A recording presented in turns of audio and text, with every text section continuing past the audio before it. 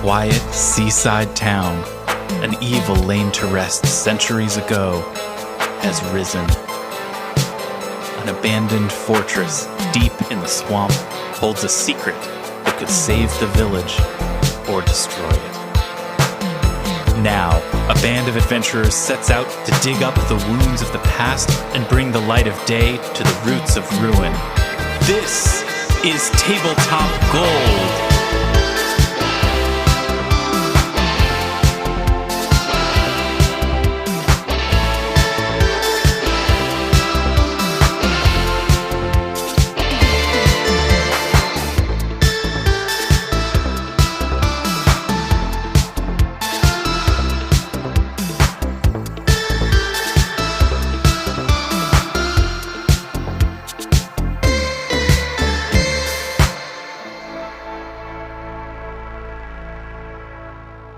Hello, friends, and welcome to Tabletop Gold, episode 130. My name is Lars Casteen, and I'm joined tonight by Robin Lange. Good that time. Zoe Chernicoff. Hello. Oh, I thought there might be like a fun new nickname you had for me or something, but good that time.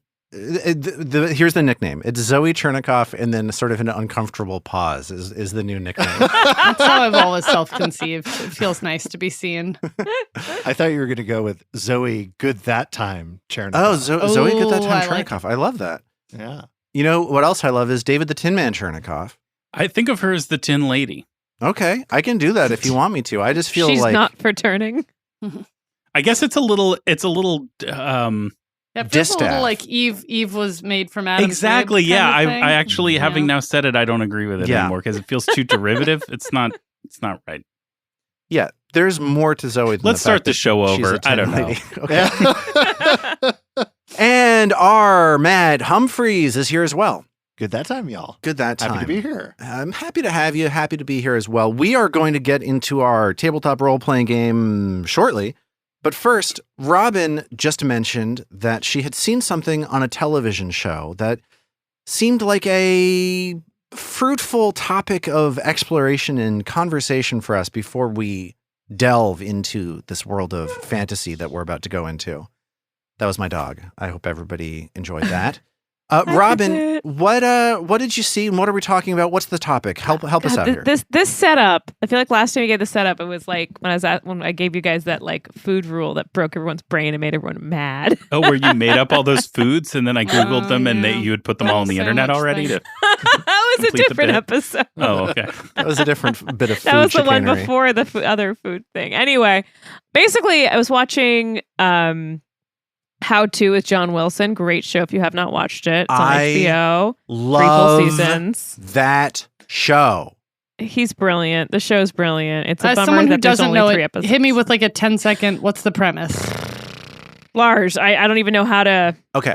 John Wilson Home is movies? he's a documentarian who it seems, and this is never established thoroughly, spends every waking hour walking around New York City shooting footage of random nonsense happening all the time.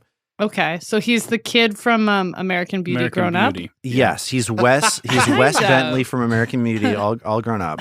All right. And his series for HBO is a series of half-hour documentaries that are ostensibly him telling you how to do something, but are actually these like circuitous, bizarre Explorations into human existence. there you go. Okay. And it's Okay. very funny.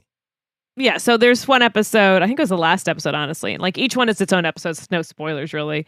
But he's talking about how to track packages essentially. And through a very long, drawn out process and through words having 2 meanings, ends up at a a freezing facility where they freeze you when you die. And and he ends up at like a conference of people who are there to like celebrate the 50th anniversary of this company, which apparently it's a real company, it seems. Oh yeah, I think it is fully documentary, and it's like the promise of immortality through freezing your brain or your body if you pay. Yeah, if you so pay you them could more get money. both either your head frozen or your whole body frozen as different packages. And the way they get you to pay for it, essentially, you sign over your life insurance policy to this company. But anyway, the question I actually asked was, assuming money is no object, with the science we have today, Sure, why not? would you be cryogenically frozen? Yeah, I mean, if there's no money is no object, like, then it seems to me it's an only upside proposition, because if you do it and then you decide later that you don't want to have done it, you can just then take another path. Like, you know what I mean? You like, mean it's they just, wake you up and you're like, no, kill me again? Like, what do you mean you can decide that? that is exactly what I mean. Yes. What? Well, but Ted That- Williams. like, okay, this is the real question. You get cryogenically frozen. You're woken up 100 years in the future and like whatever. Let's say you have intense GI issues and it's not worth it. I don't know. I'm trying to think of something that's not like terrible, but is really would you be like, put me back in, try again later? Like, what would you just be like, it's over, I want to end? Like, what would How high maintenance an ice cube would you be, David? Is the question. exactly. That's the Well, I have GI issues now. It hasn't like Yeah. turned me to self-harm. I don't know. the guy who eats ice cream with a lactose. No, wait. I mean, intolerance. I guess like I genuinely am surprised that anyone has a different answer than this. Armet, it seems like you're kind of on on the same page with David on this. Yeah, I mean, if it ends up I get to be like one of those heads in a jar on Futurama, like Yeah. That's you become great. Richard Like, Nixon on there's a, Futurama. Haru, get a Magnu. Fucking love that show.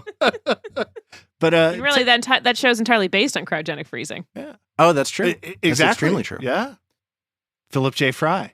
And that Space actually delivery like boy. kind of gets to my feeling about this. Like, this is a take on this kind of thing, on like the pursuit of like billionaires trying to freeze themselves, like the idea of like people with power trying to transcend death. This is an argument that I had never heard before, and then I heard being articulated by Robin Quivers on the Howard Stern show, and I was completely convinced by it upon her She's making dope. this argument, which is like, you have the tools of now. You've grown up now, and you have the things that you need to survive today. If you wake up in 100 years or 200 years, you are going to be just a drain on everybody. You're going to have completely useless frame of reference, context. Like, you have nothing to contribute beyond the time that you are here Okay. for. But counterpoint. Sure. Have you seen Mhm. the amazing Christmas movie? And I'm going to say Vanessa Hudgens' name, and you guys are going to think you know what Christmas movie I'm saying. But no, it's not that one. That's a different It's one. the other one, A Night Before Christmas, Knight, wherein a time-traveling knight comes to the modern day and falls in love with Vanessa Hudgens and has lots to contribute, Lars, including, so much to offer. if I may say, a healthy dose of Christmas spirit. So, Okay. You got Yeah. me. Yeah. Yeah, like, do you think if Checkmate. do you think if like Mark Twain joined the cast of our show, he like wouldn't be good? I do. Yes. I'm with David on this one. Mark, into the microphone. I think we could get him caught up. I don't know. Have we covered, Robin? Did we get your feeling about this? My feeling is, I really like the way, like what it was that you described from another Robin. I hadn't thought about that particularly, but yeah, I would feel like waking up in the future and feeling rather useless would be very frustrating. But also, I don't know. To me, the idea that we've got one go at it is a lot more poetic than pressing pause. So I don't think I would ever be cryogenically frozen. But could that just be because there haven't been poets that have been cryogenically frozen and unfrozen yet? Therefore, the poetry doesn't exist yet, and you I'm could the be an poet innovator. here. You could be you. That's Nobel Prize material. No, it just right there. doesn't particularly interest me. Waking up 100 years from now. Yeah, and if you've seen this episode of this television program that Robin was the beginning of this conversation, the people that signed up for this thing are not the Well people adjusted. you really want to be spending a ton Yeah, that of may time with. also. Right. Well, wait, are you forced to be like Swerve roommates with all the other people who made the choice? Like, I mean, they do make a point that they will be each other's community. I have such a okay. I don't think I have 3 quick things to say. Okay. One, in my mind, the person about whom I have been told they may have done this is Walt Disney. I have Yes. no idea if that's true. That's is it the- true? that's the I don't story. know. Yeah. Ted Williams. And Ted Williams. Yeah. Ted Williams, Okay, yeah, right. that's the other one. So I guess, you could try to like go into business with him because I feel like his ideas are evergreen. So you're going to have a living to make if you're in the same facility as Uncle Walt. Yep. Thing 2, None of Walt Disney's ideas have aged poorly at all. That's right. Every one of them is perfect. I have such a different reaction to the head severing one versus the whole body freezing. Like, I just don't believe science is going to get there. To like, okay, even if you can thaw a whole body, like, what are we sewing it onto? Just whatever's around. Just stop. It's like, yeah. Haven't you like a seen The bread on a Island? We can Roomba. just make more bodies. We just I think make you more just bodies. get uploaded into like a little robot or whatever, like a mech. Well, but so this is what I was going to say. I am more intrigued by my third thing is like this idea that at some point our intelligences may be digitized and that could be like accessible into the future. Like that is more intriguing to me than cryogenically frozen. Sorry, but the reason that you do the cryogenic freezing is to buy time until they figure that out, and then they can wake you up and upload you into a mech. Like that's I thought they were just we're going to like reanimate your body, like Death Becomes Her, where you like get okay. weirder and So I a think there are part a lot of your, different ways this could go. like Yeah. negative feeling about it is the idea that then you would wake up and you'd be in this sort of like desiccated. yes, like oh. flesh sack. I feel like just being a brain would actually be really sad because so much of the human experience is related to things like touch and taste, like all of our senses, which you wouldn't have if you were just a brain on a bot. I don't think you should do it. Let's move on. Have we satisfied? Did we all articulate? We've solved it. Did we solve I'm it? so sorry. I brought in another very upsetting No, topic. this was great, Robin. This was No, fantastic. this is good. I loved this. I mean, and to be Totally. clear, I do think there are aspects of how this usually is discussed now that are incredible. Like the fact that it's something that very, very, very rich people do, and they're basically thinking about like shortening the natural course of their lives in order to try to hit pause and then come back. Like I find all of that stuff totally alienating and like you don't like and that? like no fun. I just feel like the hypo here is like things run their course anyway, and there's no cost to you. And like, do you want to hit the little button where you might get a 1-up? It's like, I don't know, sure. I'll play again. So, but yeah, none of that is to cut against the general revulsion with how this is actually taken forward by actual people in the actual world at the moment. Yeah. So Have you guys seen Altered Carbon, the Netflix series? Also a novel, but that's like one of the questions is because the people can preserve their lives indefinitely. The question of being able to accumulate multiple lifetimes worth of money and influence becomes like obviously hugely problematic. right. It's like that one Star Trek episode where Captain Picard lives like a whole other lifetime, but then he wakes up and he's still himself. Exactly. Anyway, reviews. Yeah, let's move on to think we nailed it. reviews. We got this nice review on Podcast Addict. Thank you to everybody who leaves reviews for us. We've said it before. We'll say it again that leaving reviews for us and like jolting the algorithm in that way is the best way to ensure that our podcast will be available to generations of cryogenically unfrozen people far, far, far into the future. Right. It's also the most reliable way to get us out of a conversational cul-de-sac like the one I created a moment ago. So thanks for that too. This review came in on Podcast Addict from The Skag, and they say a lot of really nice things about our show. And then they say the only downside is that Owen Wilson's voice has had far fewer appearances than I would have hoped. I was just thinking that this week. Wow, that's wild. I mean, that guy, the Skag, is crazier than a road lizard. I love it. And if you are crazier than a road lizard, go ahead and please leave a review for us on the podcast app of your choice. We would deeply appreciate it. Thank you again to The Skag for doing that. Hey, it's episode 130. That means it's time for us to break off a 5. That means we're going to do a little bit of housekeeping, a little bit of promo. Armat and I are still playing through Baldur's Gate 3 on Twitch. We took a little bit of time off because of scheduling stuff, but we're going to be back at it. We're going to be recording some new episodes. So you can tune in on Wednesday nights if you would like to see Armat and I struggle with goblins and to prove that I don't know how to play games. And if you want to see me try to hide a guy in plain sight over and over again and have that fail, and then have that guy get eaten by a dwarf or whatever, you can tune in for that. It's a great time. You got my attention. It's a fun time. I would love it if like dwarfs were a canonically cannibalistic people. Me too. We got to build our own world. But you can find that on Twitch, and you can also find the archives on YouTube. You can go to our website. You can find our great merchandise that we have for sale. You can find character art. You can find out more about us. You can email us. You can join our Discord if you'd like to. You can submit hero point cards on our Discord as well, and you can see our character sheets there. And you can just have a great time chatting with one of the best, if not the absolute best, community on all of the internet, because they're lovely people.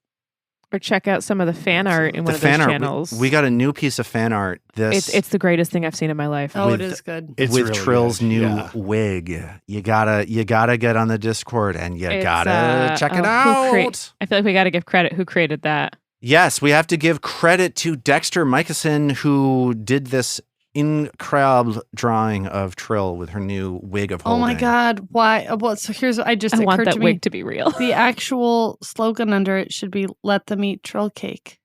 Oh my God. She does look quite Marie Antoinette. Yeah, it has. It's a because it's a wig of holding. So good. But let them eat Trill cake. I mean, well, okay. all of the above. Everything about this, I'm loving so hard. Everything is good. And that's the deal. Well, that's what's happening right now. So let's get into it. Let's play our game. You've defeated the motley man, Isand Kalir, sending him back to the nightmarish plane of dreams and ice from which Belcorra Haravex summoned him hundreds of years ago.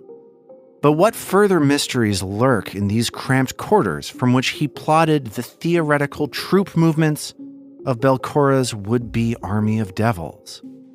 And what has become of Doriana Menhemez, the teenage girl whose burgeoning psychic powers attracted Isand Kalir's sinister attention? And I realize I didn't write a final line to that recap, so I'm going to have to juice it up with something like, find out today on the Roots of Ruin episode. That maybe I should start doing it this way. The Roots of Ruin episode 130. Should I end the recap with like that kind of narration kind of style?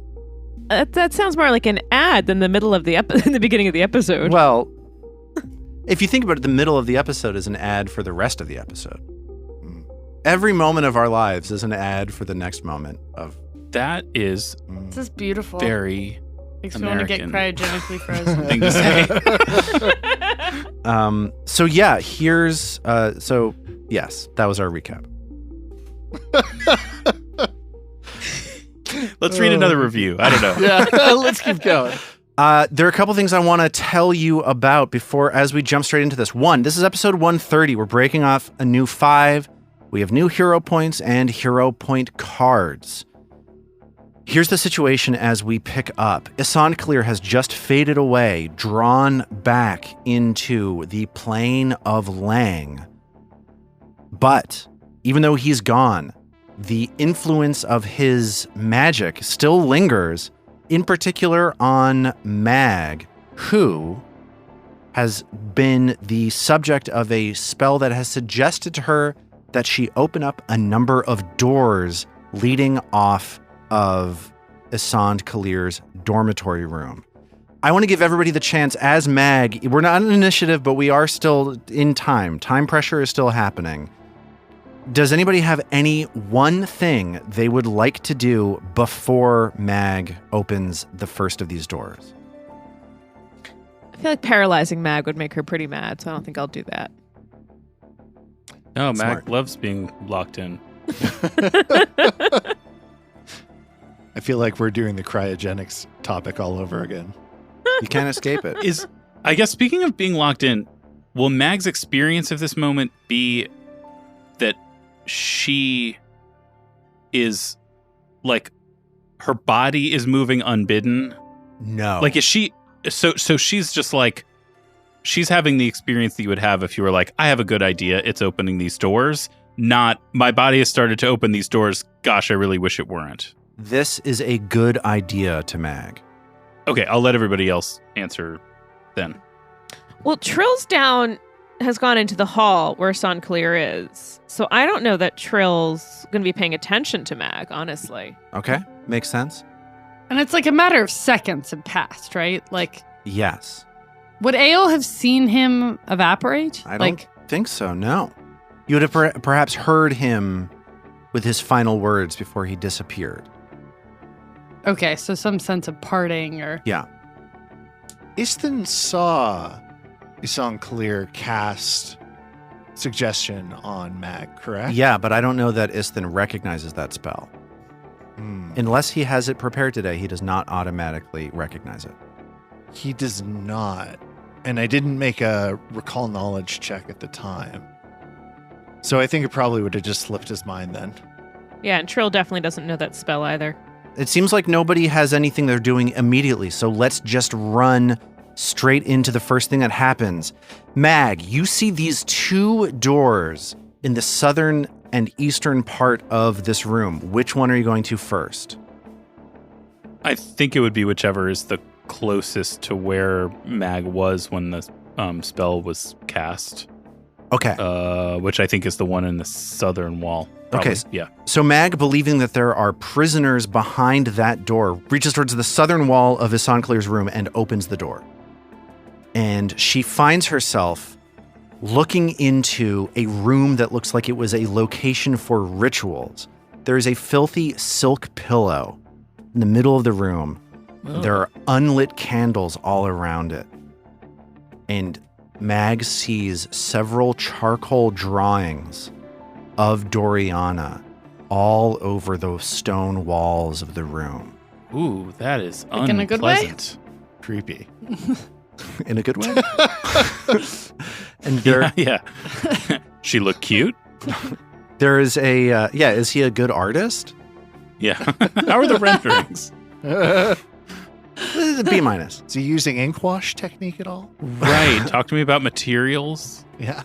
So there's also in this room, the other thing that Mag sees when she opens this door is there's a small wooden box in the corner of the room that looks like it's holding on to a couple more candles. But Mag does not see any hostages, prisoners, anything like that in this room. Okay. Well, David feels that's sort of a relief that nothing immediately came out swinging. I think, Mag would be generally curious about investigating this room more thoroughly, but my sense is the spell would compel her to open the other door versus taking more time to sniff around in here in any kind of real deep way. Yeah, I think that's a reasonable conclusion based on my understanding of this kind of spell. Yeah, time-wise, is Mag aware that the rest of the party has continued engaging Isan Kalir and that he's been dispatched now? Or did she sort of turn tail and rush back into this room and is still under the impression that they're in mid-combat? Yeah, you were standing right there when he disappeared, so you are aware of what happened. Okay, all right. I think Ao starts to get curious and or not want Mag to get a jump on all the treasure that she might believe is waiting in these rooms. Can she do a quick battle medicine on herself? Sure, yes. Just a reminder that if you do battle medicine, you are immune for 24 hours, though. Or I guess or treat wounds? What's my That'll best? take 10 minutes. Oh, well then, yeah, I guess it has to be a battle medicine. Okay. So I'll let Ao do a quick battle medicine. As Mag looks into this room and sees these candles, these disturbing drawings of Doriana, and so on, Ao is able to patch herself up. Oh, but I can use assurance. Sure you can. I failed to announce that before I was doing it and then rolled a 26, which is a critical success. So I get 15 points back. Okay. And then Mag is off to open that next door to the east. Yep. And Mag pushes past Ao and opens that door and sees another strange and sort of chilling room. This is a room with a collection of hands in it. There's a small desk standing against the east wall of this room. There are more burned candles, stubs of candles burned all the way down. And there is a circular sort of ritual chamber or ritual shape in the middle of it, in the middle of this room, with severed hands from more than a dozen creatures of all different kinds of shapes, sizes, and ancestries nailed to it, each badly withered and with the displayed palm outward. And as Mag opens that second door, the power of that suggestion spell fades, and Mag and the rest of you once more regain complete control over yourselves. Esanclear is gone, and these 2 additional rooms in his dormitory have been exposed. It seems like the suggestion that Esanclear gave to Mag was merely to remove her as a threat for some short length of time. I have a question. Yeah.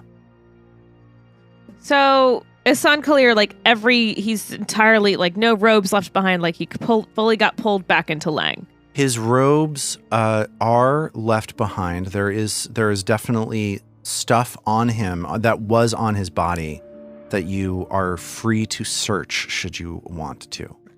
Fabulous, because I do seem to remember Zoe having noticed something earlier. So yeah, Trill. Oh, that's right, another kukri.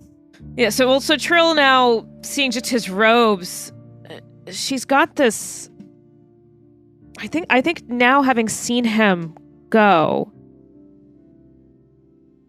there's in part this moment of release, because the person who she believes is tormenting Doriana, who she was this mystery she was trying to solve, this problem she was trying to fix, this person she was trying to save, she may have very well been able to do that, but the fact that there's no body here in front of her, that he's been pulled away, I think is very frustrating to Trill as well, and she's going to start tearing through those remains that were left behind, trying to find more answers. Yes, and what Trill finds in those robes left behind by Esanclear, this is all known to Ao, because Ao got a chance to frisk Esanclear pretty thoroughly.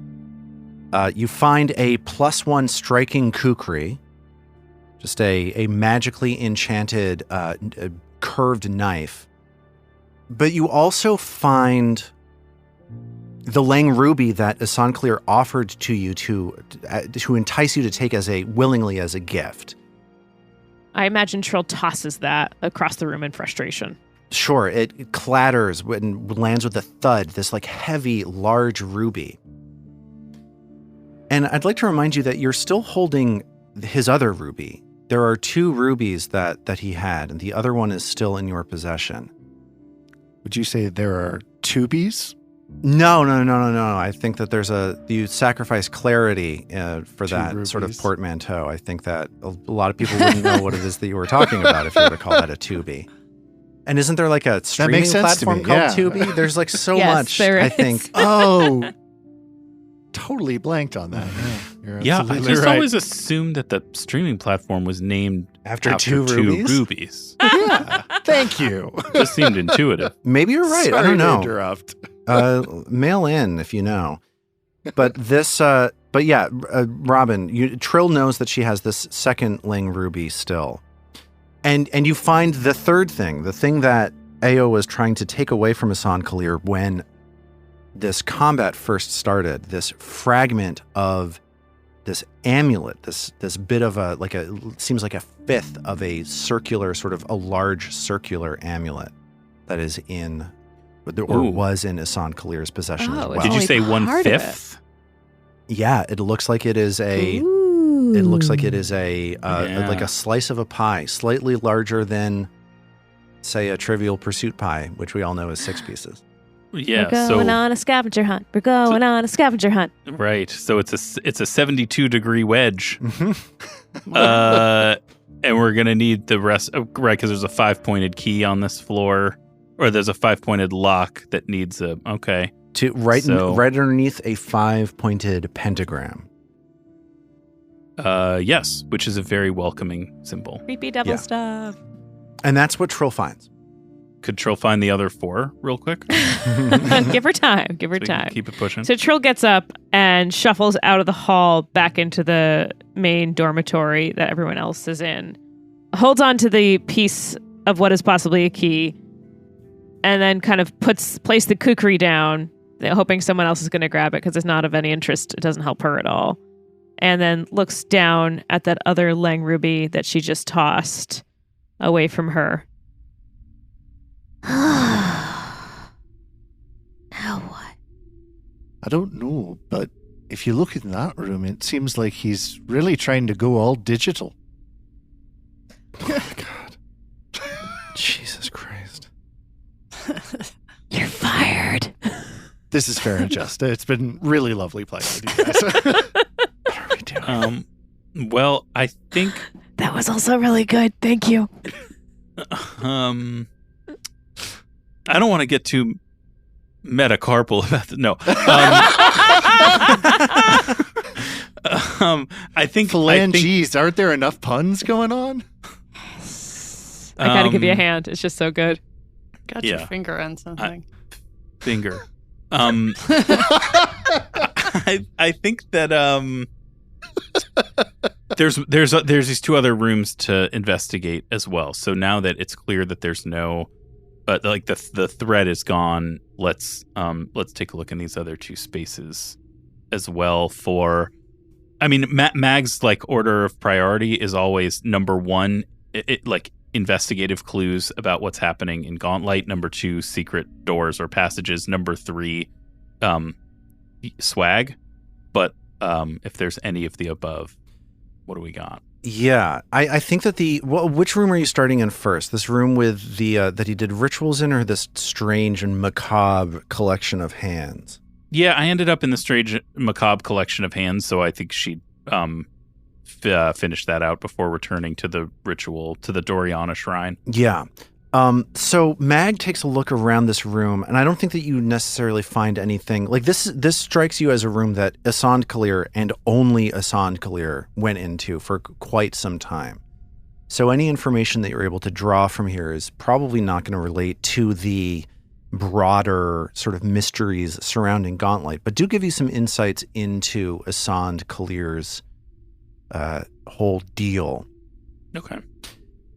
You notice that these hands are reaching back for very, very long periods of time. Like, it seems like this is a collection that he has assembled over decades. The most... Gotcha. They are old, not like the hands themselves are literally transcending the time-space continuum. Right. They're not time-traveling hands. I'm Gotcha. sorry if that was in any way unclear.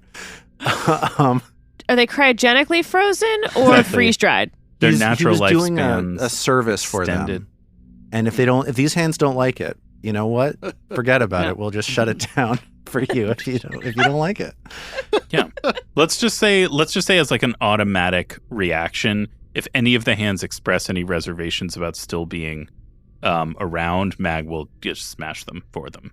She's a kind and generous type. She'd dispatch any hand dissatisfied with its choices. So Mag doesn't get any sense of that from these hands, but the newest hand here, the hand that seems like it has been here the shortest length of time, I think that you're sort of heartbroken potentially to discover that it is most likely the hand of that skulk woman that you found in the kitchen at the Warped Brew Tavern. Yeah. I have to say, well, obviously we should be heartbroken. I thought you were going to say Doriana's hand that just fought us and exploded pus all over us. So I think in a way Ao would feel relieved. Well, then absolutely. If that's the way that Ao's looking at this, for sure, you don't see any sign of Doriana's hand here right now. And you can draw whatever conclusion you would like to from that. Well, I think, I don't know about y'all, but I think shortly we might want to go back to Otari and check on Doriana's hand for ourselves. Yeah. Well, Ao has followed Mag into this macabre room, and she's sort of looking around like a little disgusted. She's still covered in pus from the other hand. I can't imagine she smells good. And she's like half horrified, half fascinated. And she's like, Mag, I mean, what do you think he carried them all in when he took them with him? And she's sort of like fiddling with her bag of teeth. I mean, you don't just collect these and leave them here, right? Do we notice a bag with hands as the sign on the bag? No, you don't see a handbag anywhere in here. If you're going to collect this many, I think you'd at least have some sort of way to sort them or classify them. Just a giant pile like this, how would you ever find what you're looking for? Ao rests a paw on Mag's shoulder. Mag, would you like to bring these back with us and sort them? And Mag puts her hand atop Ao's paw on her shoulder and looks down briefly at the stone floor and then back up into Ao's flashing eyes and says, "No." You found my limit. Ao considers this gravely and just nods slowly. And with that, Mag will go back into the shrine room, which I guess the room of severed hands is more disturbing to me. They're both pretty disturbing, but this like ancient dream space wizard drawing all these pictures of this teenage girl that's just rip-roaringly unpleasant. Yeah. So as Mag heads back into that other room, I'm just going to let you know, Ao finds one more thing in the previous room. In one of the drawers of the desk, she finds 2 magical scrolls, both of which have the same spell on them. It's a spell called Dream Message that lets you send a message to another person while they're dreaming. So you can you cast the spell, you can send 1 minute of speech, and the next time they go to sleep, they receive your message in their dreams. Whoa. That's cool. Do you have to have met the person? Do you have to know where they are? Or can you just kind of like generally know? Like, could we send a message to Belcorra Haravex using this? Yeah, the way that it targets is it's one creature that you know by name and have met. Okay. Okay. Do they have to be friendly to you? Doesn't say so. Oh, all right. Well, we might be able to arrange a parlay with Carmen Rajani. And on her... Oh, clever. Good thinking. I didn't even. Just let Vadim know we miss him. Aw. On the way out, Ao looks around. And Lars, what would you say the smallest hand is in this room? Oh, probably like a hand. Don't say gnome. It's a gnome's hand. No! Ao sort of quickly darts around and plucks that hand up and tucks it in like a different pocket of her bandolier to sort of like consider all of this.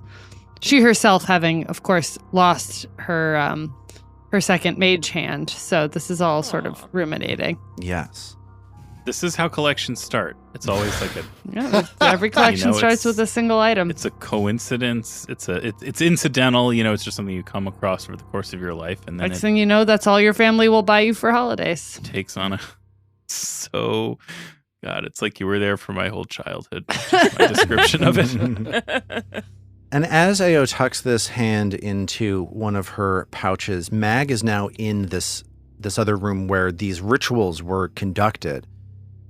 And it's a pretty spare room. Like there's not a lot of extra stuff hidden around here, but you do notice in that small box with extra candles in the southeastern corner of the room, it does look as though those candles they look nice. And it looks like they are potentially going to be sellable for some money. Just nice candles. Cool. Which is the name of my business that I'm starting. Just nice candles. TM. Nothing but candles. Nothing but candles. Just nice candles actually sounds kind of nice. I'd buy a candle from there. Yeah, it's a good business. I'm smart. And that's what Mag manages to find in this room. Okay, well, it sounds like we're all of mind to go see what effect, if any, our dispatching the Motley Man has had on Doriana's well-being.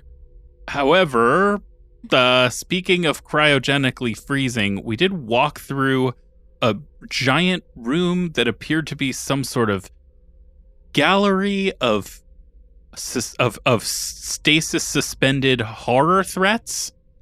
Also a secret passage? Okay, I don't even remember that. I just remember walking by like a ton of gugs in like stasis fields or prison cells or cryo cubes or something. Well, and I struggle to think Mag would be able to leave this area without at least returning to that room and looking into.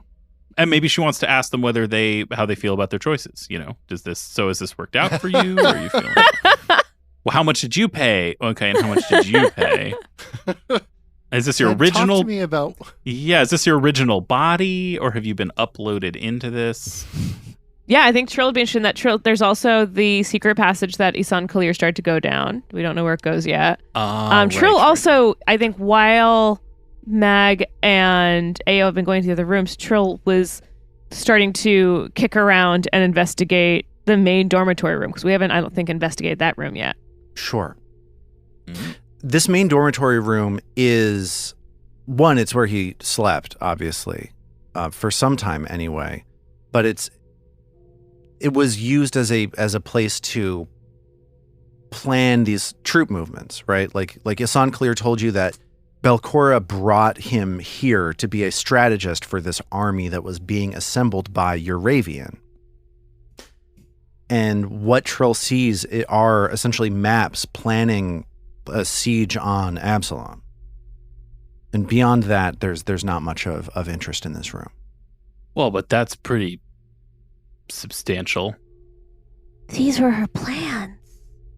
I mean, I think we've had like various indications that was the plan, but this is maybe the most direct and like the actual troop plans versus just the idea.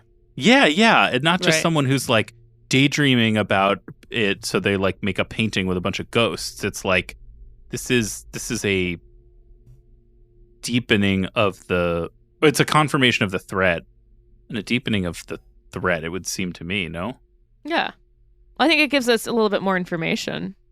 Is it anything that could be taken back to show, for example, the mayor of Otari or the mayor of Absalom? Like, or is there a way for it to be reproduced and shown as proof?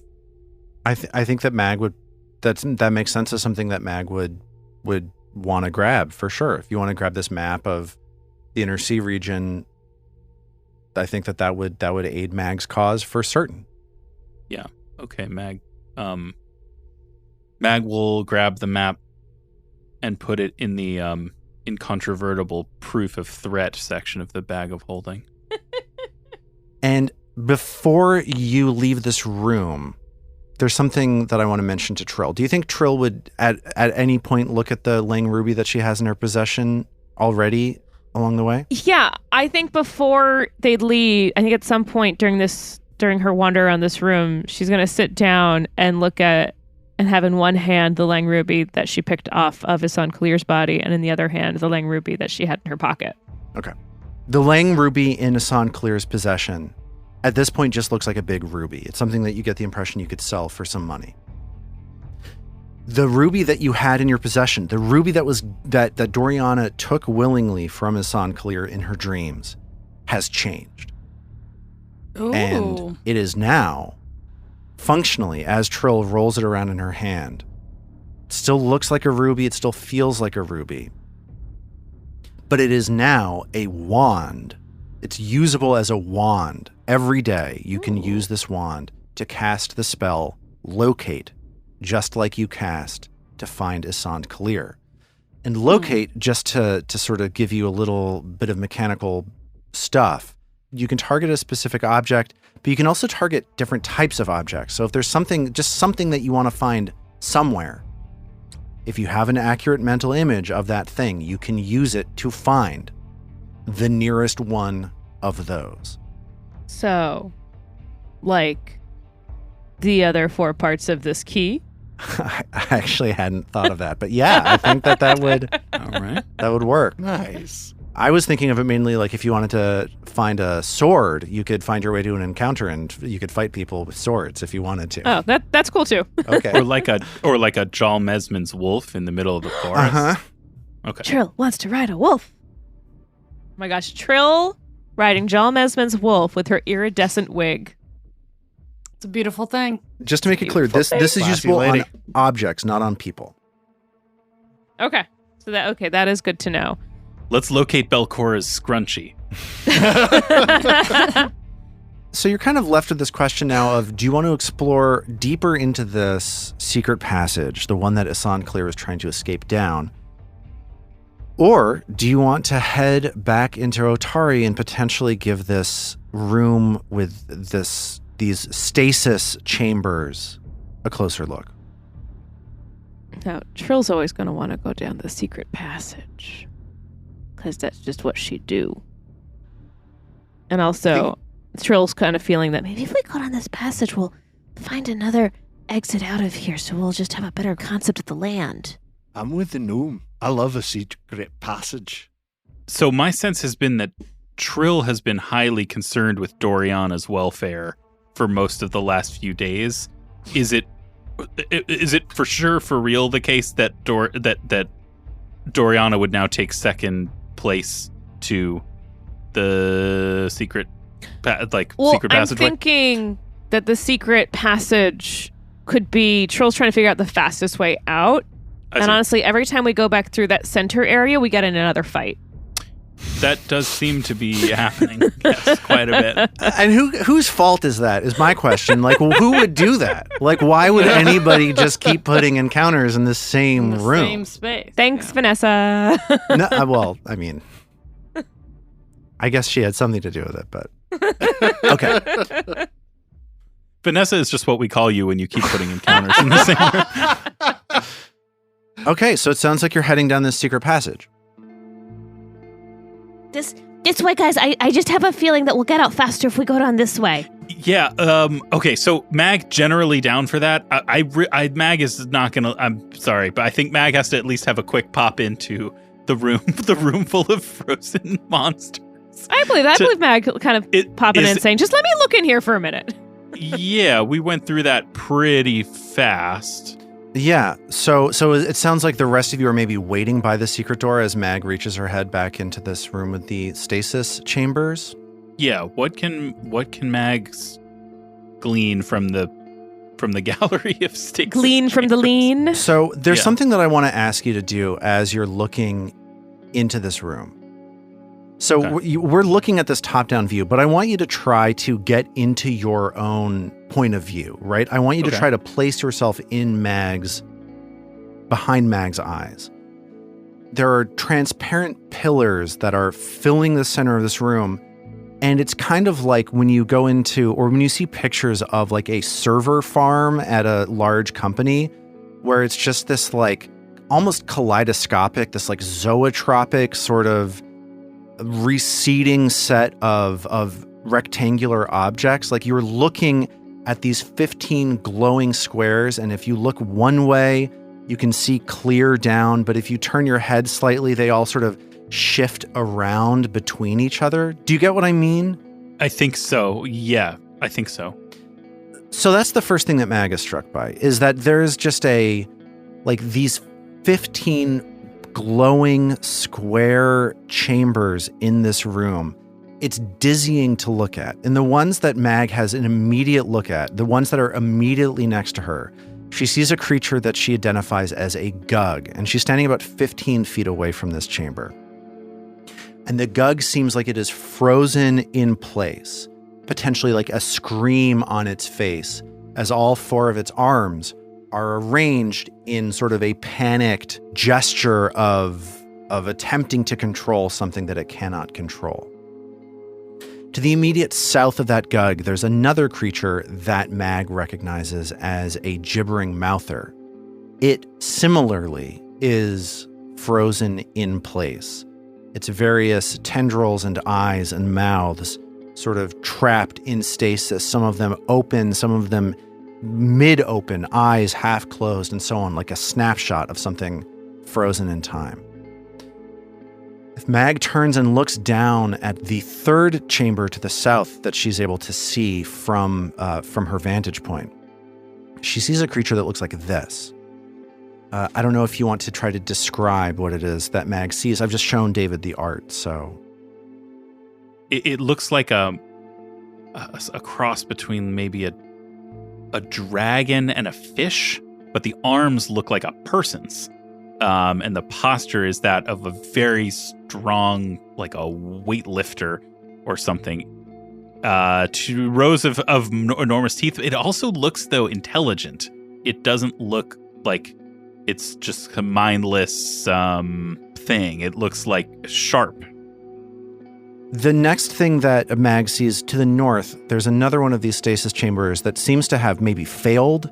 It's just a sort of charcoal black, sort of flamed out kind of stasis chamber. Whatever was in it is not in it now, and it has been burned to a crisp. And that's about what Mag is able to see. If you want to explore more of these, then I think you're probably going to have to take a little time. And it might be more than you're able to handle before the rest of your group heads down the secret passage. But that's what Mag sees from just a few moments of looking around this room. All right. Well, if we're headed in the other direction, we can come back to this and I get the sense they'll be here. That one does have that stasis. feeling. Yes. One hopes. I mean, unless somebody invents the reanimation technology in the next 4 days while we gather But the even rest if of they this room. do, they might reanimate them and have Maybe them they'll be decide like, they don't want to be reanimated. yeah, exactly. They would see what it's like. David, do you or Mag have any theories about why these creatures are here or who put them here or anything like that? Does Mag have any conclusions that she reaches based on what she sees here? Conclusions, no. Theories, sure. I think because we know that the Gauntlet Keep is set up to be a weapon that can project its entire contents out away from itself, in theory, as far as Absalom via the lighthouse beam.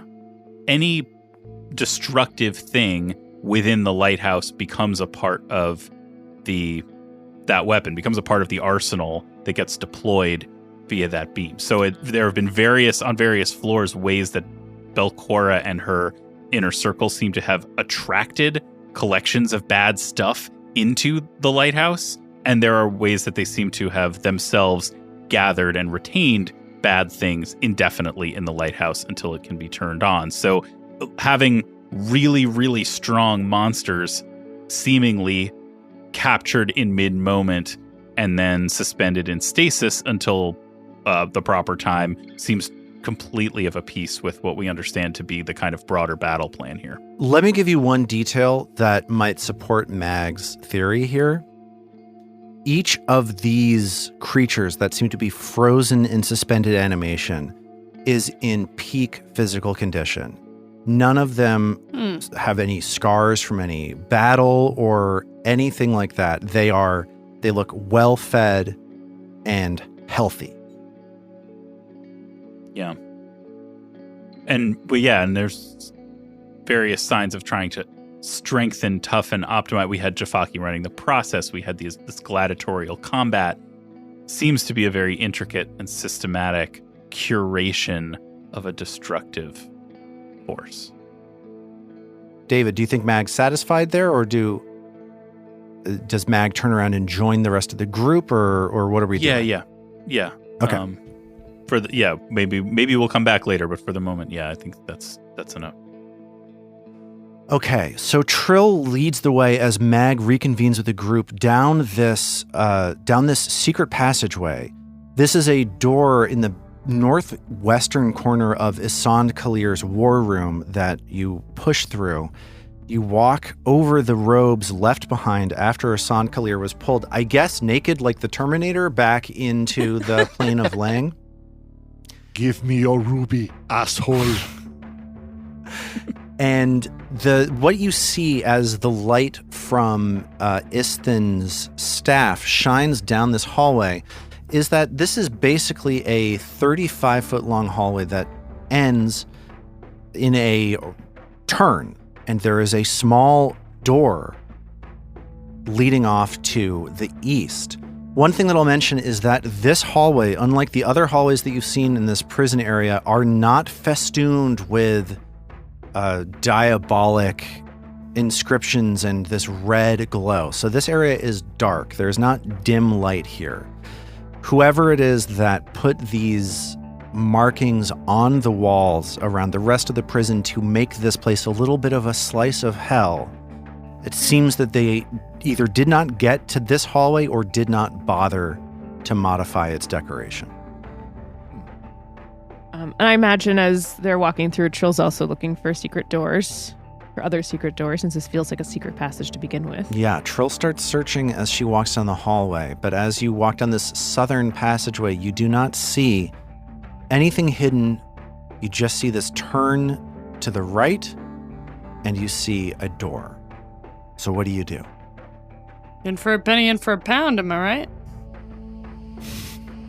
I never know what that phrase means. It's just like you done a thing and then you got to keep doing it. Is that what it is? Yeah, it's the sunk cost fallacy. If you're gonna freeze your head, freeze the rest of your body. Okay, so it sounds like Trill then is charging ahead if Trill subscribes to this in for a penny, in for a pound. I think Trill's paused at that door and puts her ear up against it to see if she can hear anything. Yeah, so Trill puts her ear against that door to see if she can hear anything. And as Trill starts scouting for things behind that door, she does not hear much of anything at all on the other side. Quiet, silence. What do you guys think? Should we try this door, or should we look for a door down the other end of the hall? Go down to the end. In for a penny, in for a pound? Ayo, you always know what to do with doors. Well, this one is technically, and Ao's been like, I don't know, munching on a snook or whatever. This one's technically, yeah, it's clockwise. I don't know, go and, yeah, sure. Wait, hold on. And then she turns herself to look as much like Asan Kalir as she can muster. So, Zoe, here's the question. You have this once a day new thing that you retrained into. Oh, right. When you stayed up, I can actually stayed do at it home. now instead of you being like, you can't look like Asan Kalir. You just have to look like someone who travels through dimensions who isn't Asan Kalir. Yeah, I sound so annoying when I'm describing the rules of the game. It's just intolerable. You're like, what I every do. time you start, it's just the Peanuts adults' voices Yep. for me. It's wow, wow, wow, That's wow, right. wow. That's me.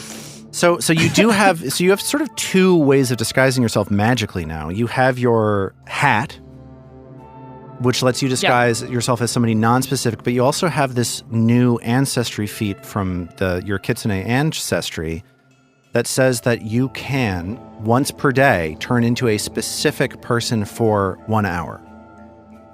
Yeah, heck, let's do it.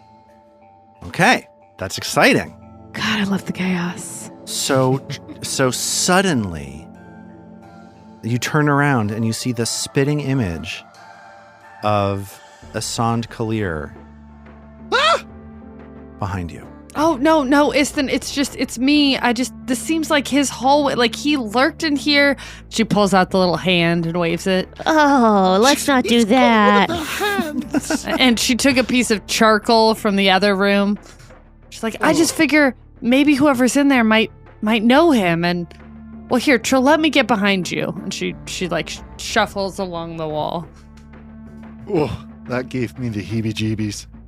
So I guess I'm opening this door. Wait, so is the question of who's opening the door? Is Ao going in? Ao can open it. Okay. Are you going to let Ao go in solo? Are you like what's the plan? Tell me what we're doing here, please. Would Mag and Isthin stack up on the door so they could charge in if they hear anything go wrong. Yeah, I would have assumed you wanted me first. But I don't feel any kind of way about that, but I'm just accustomed to opening doors now. Tanking. Totally. Makes sense. Yeah, I think Trill's just hoping Maybe this doors could open up to a room with stairs. he's just trying to figure out a way to get back up. Let me ask you another question. Along the way, has Ao been healing herself any more than what we already talked about on Mike? I think so. Okay. I feel like along with maybe she did one feels right? Yeah. I don't know. It'd Okay. be stupid of her not to. Yeah. Just a quick unrelated question.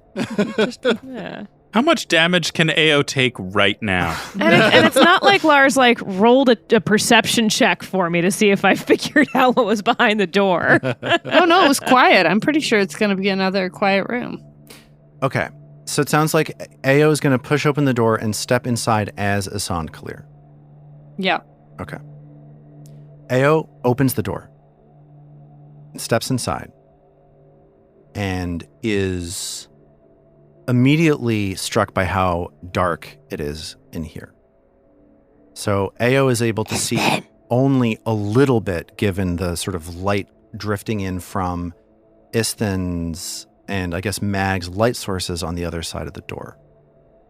She can see. Is it so dark that even she can't see? Yes, this is dark. Okay. This is not dim Dark. light. Gotcha. You two get closer with your lights. Can Isthen poke his staff up and around, into the room from Like an over angler Mag's I mean, head? if Ao asks you to, potentially, I mean, you play this out, play out this scene however you want to.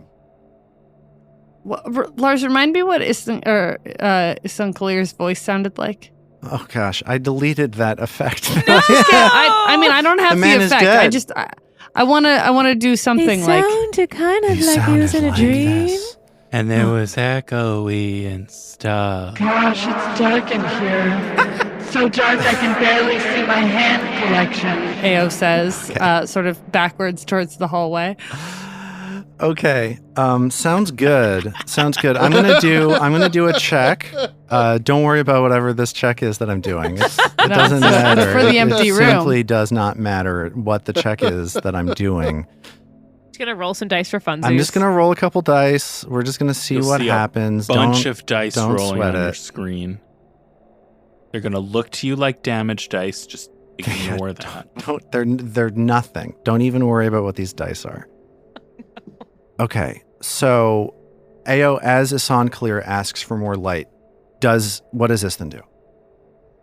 He will poke his staff up and over Mag's head. He's kind of leaning on her back, I'm imagining, and poking the staff into the top part of the doorway. Okay.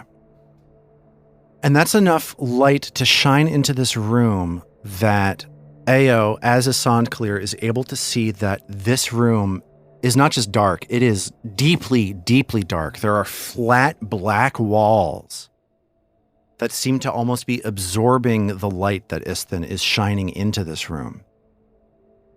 She sees that there is an open trap door against the east wall that seems to be leading to a narrow crawl space that recedes into the darkness, even beyond Isthen's light as that shines into the room. And Ao also sees that she is face to face with a strange glowing creature that looks like the face of a woman surrounded by flames. Whoa. And it turns That's creepy. towards her, Wow. having made a perception check against Ao's boosted disguised deception DC of 34, beating her deception DC of 32. Wow. This creature is able to see through Ao's disguise. And it says for a second, Oh, is this the wisp thing that's been going around?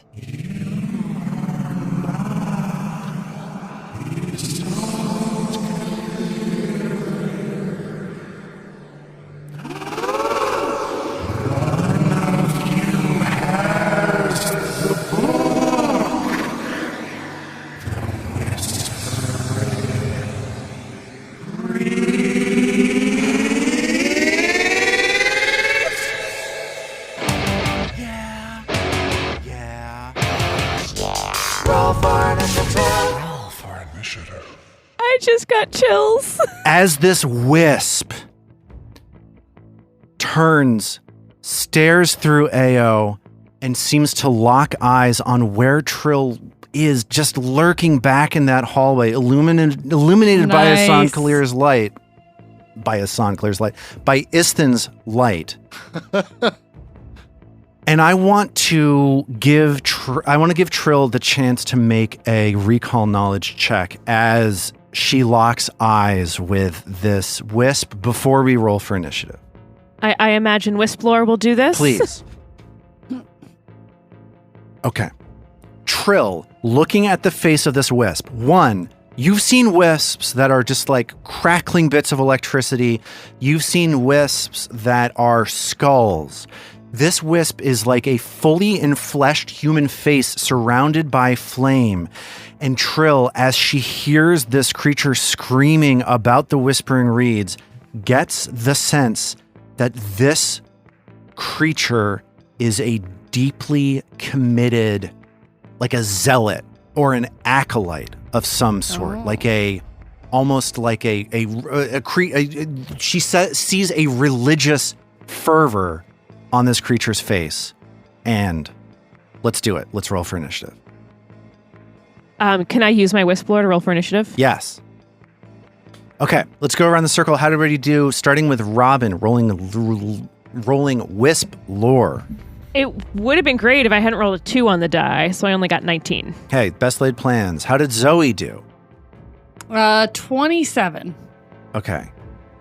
Pretty quick. Even though, did you roll deception? Do you want to roll deception for initiative? I did. Okay, I did cool. roll deception. That feels like, I don't know that I guess she heard him, or heard the wisp say or not. Yes. Fair enough, but that's still pretty quick. How did Mag do, David? It's only a 17 for Mag. Okay. Very slow. I think it's fair to say Mag was probably not expecting a disembodied white ghost flamehead wisp at this particular moment. I don't know why not. How did Isthin do? He did pretty good. I got a natural 20 on the die. So I don't know. Maybe he just caught a glimpse of it as he was putting his staff forward and got ready to do the thing that we do. Yes, Please. absolutely. Guess who's going first? As this creature screams about the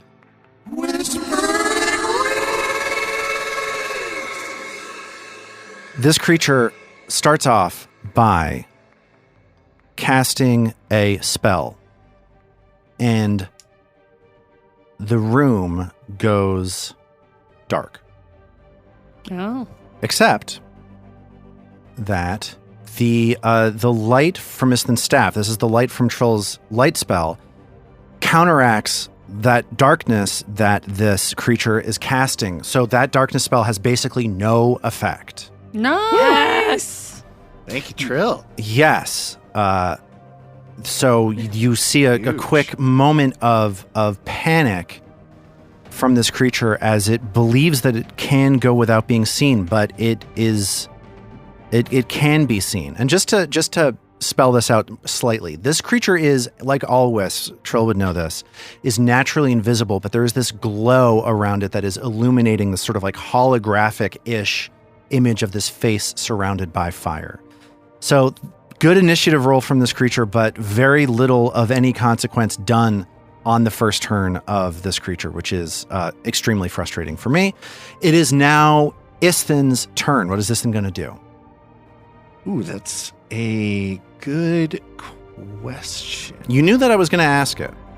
Yeah, I felt that it was a fair question. Just a tricky I think one. Isthin is maybe just going to stride in, and I think he'll just start things off with a spell strike. Do a little produce flame on it. Okay. See how that works. So that is a 34 to hit. The 34 hits. Just hits? Yes. Woof. All right. So that is 9 bludgeoning and 15 flame for 24 total. Okay, you see that the bludgeoning goes through. You strike at this wisp and you do clobber it with your staff, but the flame dissipates harmlessly. This magic has no effect on the wisp whatsoever. Okay. Fire, bad choice. That's Isthan's turn. Remember also, wisps are immune to magic. Should have Thanks. reminded That us would of have been, that. yeah. It's Ao's turn. Whoops. Remember, you hear reverberating through your head, Isthan wisps looks at Trill like, are immune to magic. What is Ao going to do? I feel like when Ao went in here, she had her kukri drawn. I think it makes sense. It's in fitting with Asan Kalir's whole costume, right? Like his whole thing, he's got a kukri. A hand in one hand and a kukri in the other hand. There's an Alanis Morissette song in this, but I just can't think of it. So she just like Thank you, India. No? Yeah, Different song? That's the one. You stay away from that book. You stay away from that book. She says, still as always. I'm putting the Not effect on you, by the way. Yeah, there you gonna go. get the Not effect. quite getting that Awesome. her disguise has been seen through, even though this wisp has quite clearly said your disguise has been seen through. And she reaches out and slashes twice with the kukri at the wisp. And just to ask, the wisp is not going to be flat-footed to you because it is already gone. It's already gone. Like it's had its turn. Oh, this it's round. turn. Yeah, I think that's right. But I think this is like sudden enough. I feel Okay. like she's not trying to be super sneaky. That's a 25 on the first one. That misses. How about a 19? Will That hit? also misses. And she is going to do a recall knowledge to see if she can learn anything about this thing. Sure thing. Give me a blind occultism check, please. Okay. So you don't know much about this specific wisp, but you do have some basic information about wisps. Can you give me a sense of what sort of thing it is you're looking for, and I'll tell you if I think your check got you there. Well, we know it's immune to magic, so I guess weaknesses in terms of, like, are there any other kinds of damage to which it is either weak or immune? If we know it magic's no good? Yeah, you don't have a sense of weaknesses or immunities. It's just the magic immunity that you're aware How of. about its middle name? U. The letter U. It's you. Okay. Ah. It's middle name is you. She shouts out. Okay. And as Ao shouts that out, it's now the subject of this scream that as issued forth from this wisp. It's Trill's turn. As Trill is locking eyes with this oddly committed wisp, what is Trill going to do? Trill is terrified. This is, I think, the epitome version of all of the wisps she has seen so far, as you were kind of hinting at. And starting from just feeling being confused and teased and lost by wisps in the swamps. This thing, she's got this feeling that it's going to like eat her soul. She is so scared. And what's the best way to fight fear effects but, inspire a little courage to begin with? So Trill's going to do what she do with Lingering Comp to try and help everyone. Because from the top of my head, Lingering Comp gives immunity to fear effects, yes? It gives you some kind of bonus to fear effects, yeah. There's a bonus to fear effects. That's what it is. And it's a also bonus. casting a spell on your friends rather than on this magic immune creature. So it seems more like sense as potentially well. the right thing to do. Yes. So inspire courage. That is a failure. Whoa. Critical failure. What does that mean, Lars? There's a 1 on the die, which means that everybody Yeah. gets 1 round of inspire courage, but you don't spend the focus point. So Okay. the lingering does nothing. Okay. So everyone It's at least just has composition. Everyone at least has a bit of because it makes sense that she's messing up on it, right? She's scared. Absolutely. And what artist has everything go to the top of the charts? Nobody. Not even a Taylor Swift. Every once in a while she puts out a clunker, right? Probably. Who knows? Yeah. Trill's got 2 more actions. And I think Trill knowing what she can do against wisps and what wisps are capable of, the first thing she's going to do then for her last 2 actions is cast Fairy Fire to make sure this thing nice. doesn't disappear. Yeah, okay. What was that about? I'm just giving you a hero point because you did the thing. Okay, what happens? How does Fairy Fire look? So, Trill, with her hand shaking on her lute, casts a pink aura in this 10-foot burst. So roughly kind of where, I would say roughly where AO is, she places it. And that will hopefully keep the wisp from vanishing. So, or not vanishing, but becoming beyond concealed to the point where people don't know where it is. And that's Trill's turn. Nice. Sounds Invisible, that's the word, yeah, because we don't want it to be invisible. Yeah, sounds good. I'll just let you know behind the scenes that Wisp does not know this spell. Like, this is not a spell that this Wisp has prepared. So, as Ao, Isthin, and the Wisp are coated in this light, it doesn't really know what's happening. Ooh. It's now Mag's turn as Mag sees Trill cast a spell into this room that she has yet to really get a good look into. What is Mag going to do? So forgive me, can Mag now only see the creature because of the fairy fire, but not really see anything else? Or does that provide any general illumination? It's confusing, and I'll explain why. This creature cast a darkness spell. However, one of the stipulations of darkness is that it is counteracted by light spells of a higher level, right? So it happened to cast a darkness of too low a level to get past the light that was being emanated by Isthin's staff. So we can see things as normal. Yes. Okay. Oh, wait a minute. Does this darkness spell, though, stop fairy fire, is the question. It does. Yes. Darkness, This creature's darkness suppresses the fairy fire, so Trill's fairy fire actually winds up getting clamped down by the magical darkness of this wisp. So it can still turn invisible if it wants to. It can still turn invisible if it wants to. Is it currently invisible or No. concealed to Mag? Okay, so right now Mag can see it. Yes. And everybody else can too. Yes. At least for a moment. All right, well, then...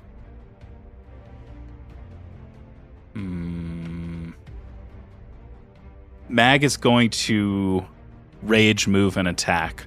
She's able to move into the room, slipping past Ao, and take up a position opposite Isthin, which will make this creature flat-footed to her.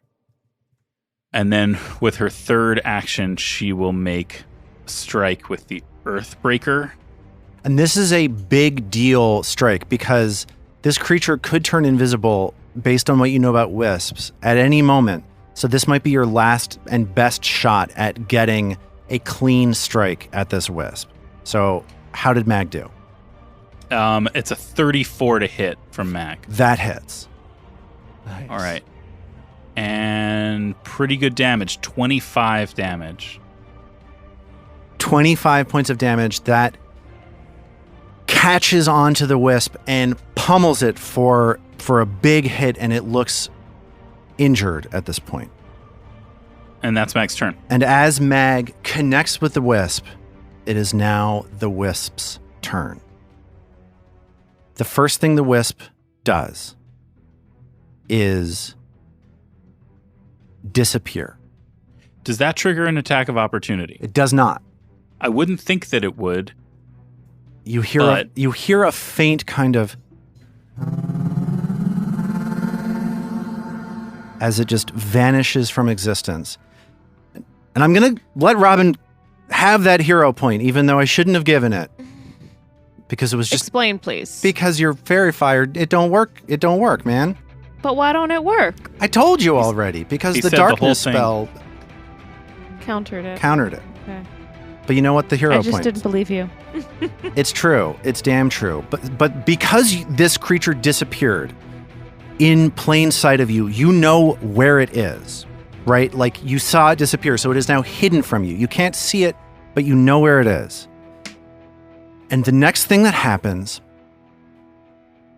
is you hear it start to chant. Just a...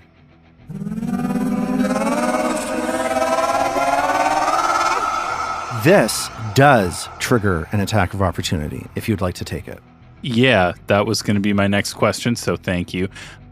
Does the fact that it's invisible to me mean that it doesn't? Because I can't, like, sense whatever, movement action it's taking to cast a spell? No, there's no rule saying that you have to be able to see something. It just says that something within your reach doesn't manipulate. You can tell that this thing is casting a spell, so Mag is able to strike at it. You are going to have to make a DC 11 flat check, though.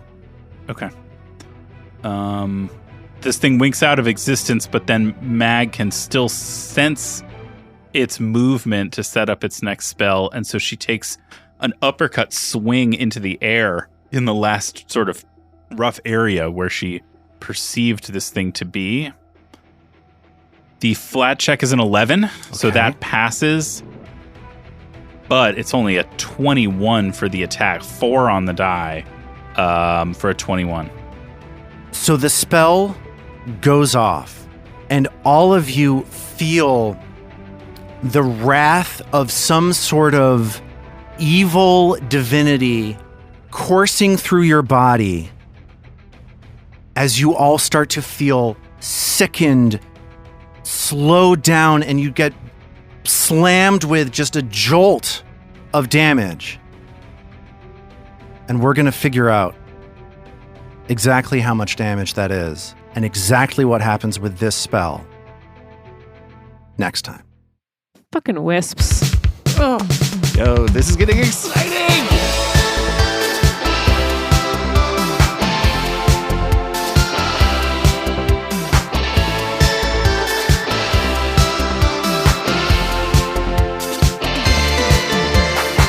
Roots of Ruin is a Tabletop Gold production produced under the Paizo Incorporated Community Use Policy, using trademarks and copyrights owned by Paizo that are covered under that policy. Paizo does not recognize, endorse, or sponsor this project in any way, and we are expressly prohibited from charging you to use or access this content. For more information about Paizo Inc. and Paizo products, visit paizo.com. All original characters and content in the Roots of Ruin are the property of Tabletop Gold, and all rights are reserved. We at Tabletop Gold would love to hear from you. On our website, tabletopgold.com, you can learn more about us and our shows, pick up great merch, and connect to the best online community in all of podcasting. Thanks for listening.